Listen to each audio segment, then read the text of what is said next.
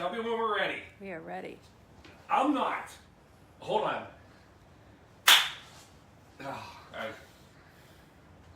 Welcome to day 61. Tonight, welcome Kingsport. We're doing up. Wait, no, that was. Holy crap! Hold on. We're doing a Long Island night. Oh no, that was last night. So, can I tell you how many Long Island iced teas Shelby and I had last night? It's a lot. Anyway, it is day 61. We're here. We're ready. We're gonna have a good night. It's. Oh my gosh, there's 2 nights left. So I hope you're watching. I got a fun drink tonight. This is a little out of the ordinary. I'm gonna tell you how I got there. It is the Clover Club Quarantine Style. Paul, I've never heard of this one. I didn't think so. But you're gonna know all about it. It's gonna be your new favorite, at least for tonight. So, Cat, Blue Monkey Quarantina, here we are. Woo! Do you know what night it is? It's only appropriate that after World Cocktail Day on May 13th, May 14th has to be it's not World, I'm sorry. It's National Dance Like a Chicken Day. Yeah, that's right. You know how it goes.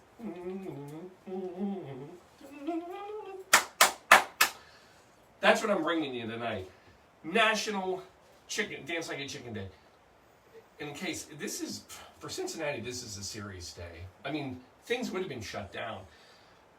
Not only is it a big deal, Oktoberfest 2004, yes, 2004, Vince Neil, Grand Marshal, leads the chicken dance, and to this day, world record of the largest chicken dance in the world, Oktoberfest Cincinnati. You're welcome. Now, when I knew and woke up and discovered it's National Dance Like a Chicken Day, I said, we got to do a chicken cocktail. Now, here's the scary thing, and this is why you're going to love me. Do you realize that they actually make stocktails? Stocktails? Yeah, they use chicken and beef stock, and then they make cocktails with it.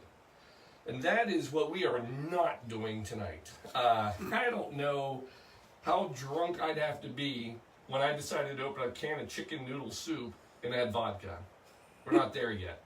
So, where we are though, is I had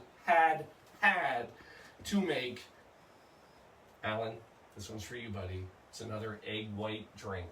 It's eggs, we gotta do a chicken, come on. So, go back, 1800, all right? Philadelphia, it's the Bellevue Stratford Hotel. This is like Ritz and glamour and just decadence dripping off of the walls. And inside of there is a club.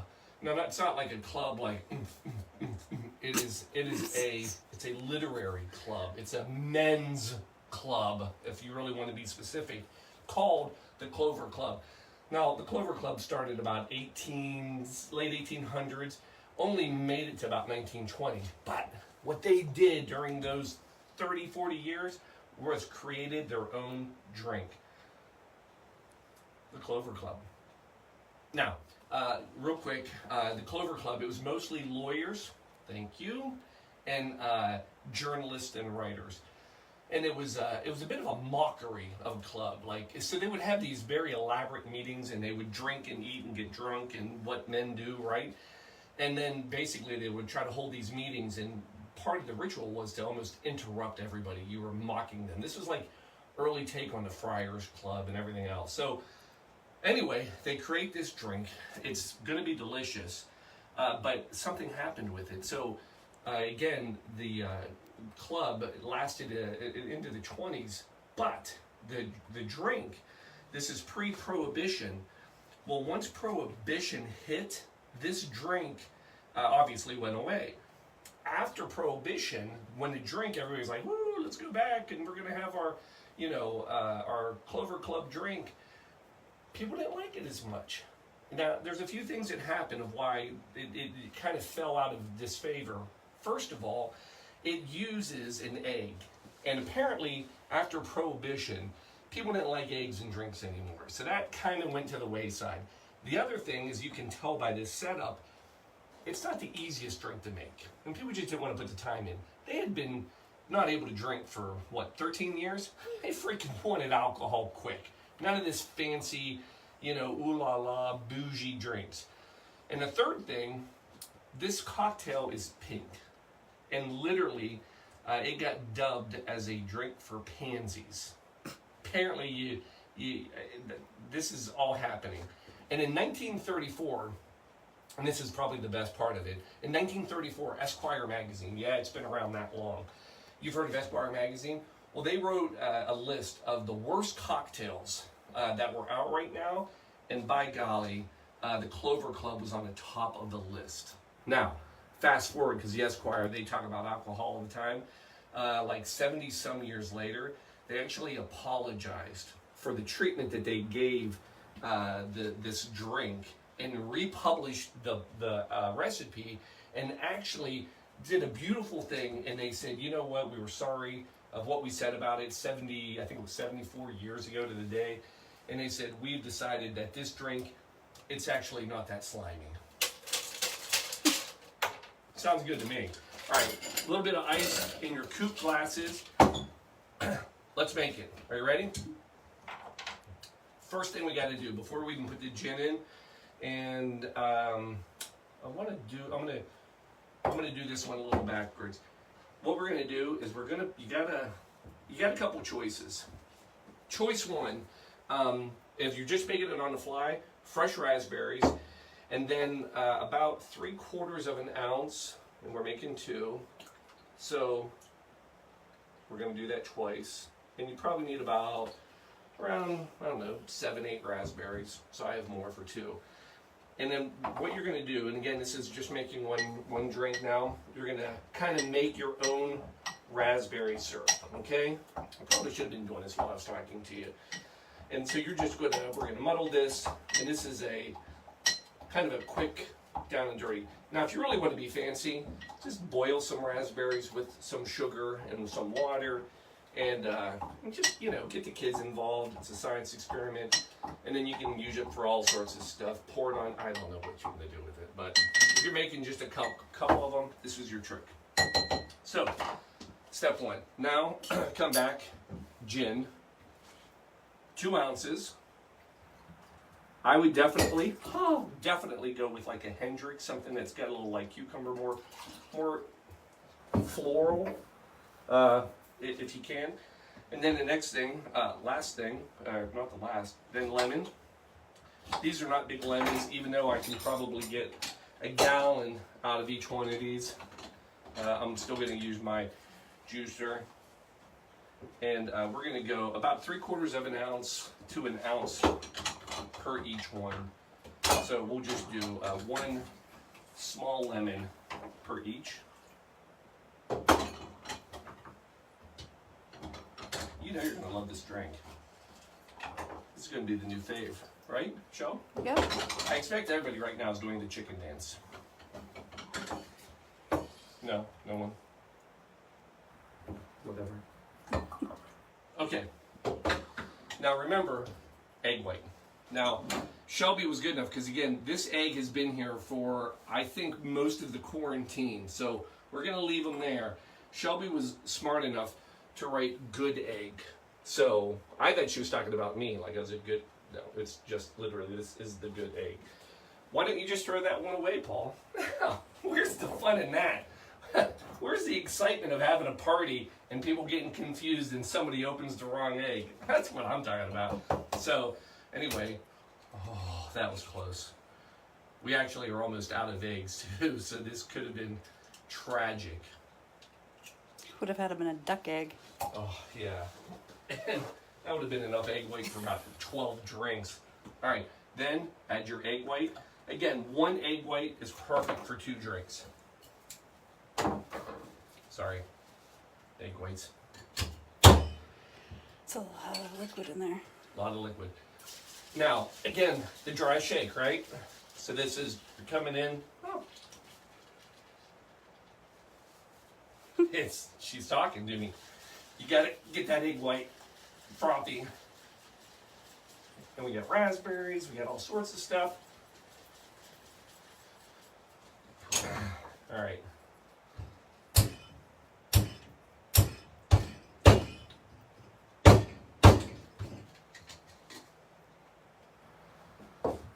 Now you can come in.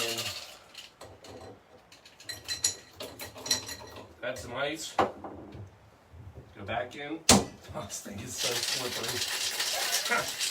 Wouldn't it be great? Tomorrow, I'm gonna have to drop in tomorrow. All right. Jesus. Chicken dance is being done. Huh? The chicken dance is being done. All right. Now, empty these.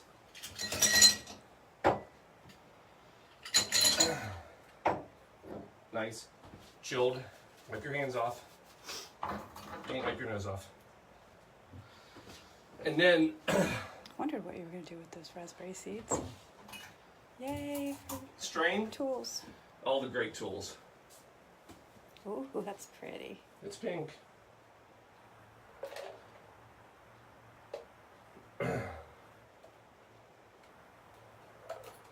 And remember, if everything works out well, we will end up with this beautiful little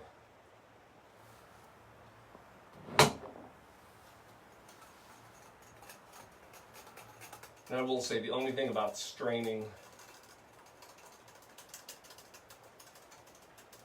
egg whites is it does take a little bit extra time. But you know what? You're with me. What could be better than that? So, funny side story while I'm finishing these up. Talked to my doctor, and he said what's been going on, and I told him.